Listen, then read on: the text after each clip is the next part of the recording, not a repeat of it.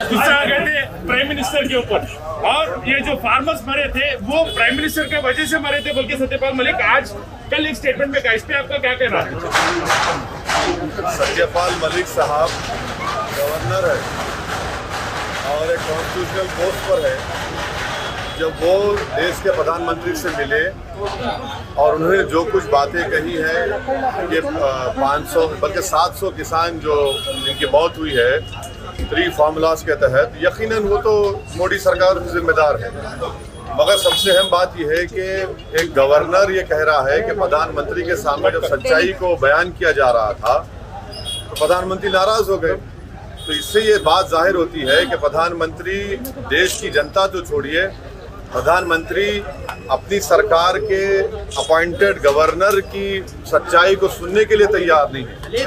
तो इससे देश के प्रधानमंत्री श्री नरेंद्र मोदी का अहंकार और उनका सच्चाई को नहीं सुनना और ना मानना, ये इस बात को बताता है कि प्रधानमंत्री देश की जनता की तकलीफ से बिल्कुल दूर है।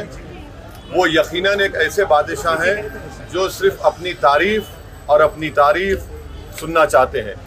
तो वो सच्चाई को, क्रिटिसिज्म को वो सुनने के लिए तैयार नहीं है। और उन्होंने जो कुछ कहा सही है। और जो किसान लॉस को जो वापस लिया गया, मैंने उस वक्त भी कहा, आज भी कह रहा हूँ कि बीजेपी ने हालत मजबूरी में किया, क्योंकि उनको नज़र आ रहा था कि ज़मीन खिसक रही है उत्तर प्रदेश में, पंजाब में, उत्तराखंड में। इसीलिए उन्होंने हालत मजबूरी में, पॉलिटिकल कंपल्शन था।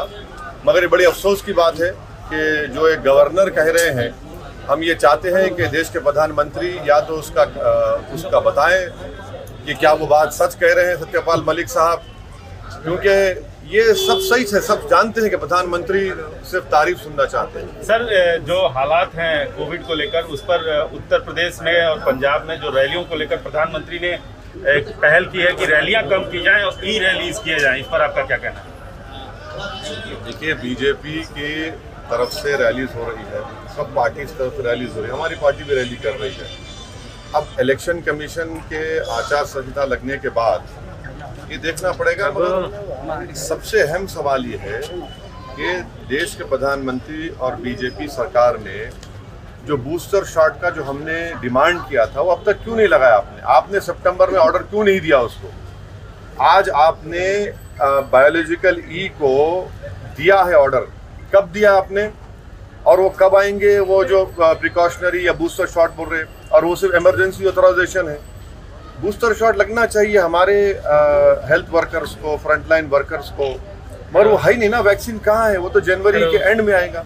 तो आप बूस्टर शॉट लीजिए, बूस्टर शॉट मुहैया कराइए देश की जनता को। जो कोविड की सेकेंड वेव में गलती की थी, दोबारा आप कर रहे हैं। सर, आज बच्चों के लिए अटैक करना नहीं हुआ। आज बच्चों के लिए वैक्सीन शुरू की गई है। हम आपके जरिए से, बल्कि हमारे पूरे पार्टी के जिम्मेदारान भी कोशिश कर रहे हैं कि 15 साल और 18 साल के दरमियान में जो आज वैक्सीनेशन का आगाज़ हुआ है, एमआईएम पार्टी पूरी जनता से अपील करेगी कि फ़ौरन 15 और 18 साल के दरमियान के बच्चे और बच्चियों को फ़ौरन वो ये वैक्सीनेशन लगाना का काम करना का शुरू। सर, एमआईएम ओपनली आतिकी अहमद को और उनके बेटे को सपोर्ट कर रहे हैं, उसका नहीं। देखिए, अतीक साहब तो हमारी पार्टी में हैं, तो अजय मिश्रा टेनी, उनका बेटा जिस पर मर्डर का मुकदमा है, वो यूनियन कैबिनेट के मंत्री हैं। और बीजेपी के पास अभी मौजूदा उत्तर प्रदेश में 37% ऐसे एमएलएज हैं जिन पर क्रिमिनल चार्जेस हैं। तो और फिर भोपाल की एमपी हैं जिन्होंने गोडसे की तारीफ की। ये सब चीज़ें हैं। सर, अभी ये मामला उठाना, सेंटर को अटैक करना नहीं हुआ, क्या फॉर्मूला उसको तो अभी रिपील कर दिए थे, मगर अभी यूपी का एजेंडा नहीं है ये करना। किसका? ये जो अभी सेंटर के ऊपर अगेंस्ट सत्यपाल मलिक बोलना और अपोजिशन पे टारगेट करना, ये कितना तक आप देखते हैं, सही समझते हैं? अरे, आप तो ऐसा बीजेपी स्पोक्सपर्सन की तरह मुझसे सवाल कर रहे हैं। गवर्नर है, मजाक है क्या कोई? गवर्नमेंट ऑफ इंडिया मोदी साहब हिट कर रहे हैं, उनका अपॉइंटी है। अब आप अगर गवर्नर की बात पे यकीन नहीं करेंगे, चलिए अब ओवैसी की बात पे यकीन नहीं करेंगे, मगर गवर्नर है ना, गवर्नर कह रहा है कि प्रधानमंत्री सच्चाई सुनने तैयार नहीं है। और कितनी बेहिसी से देश के प्रधानमंत्री कह रहे हैं कि मेरी वजह से मरे। हाँ, आपकी कानून बनाने की वजह से किसान मरे।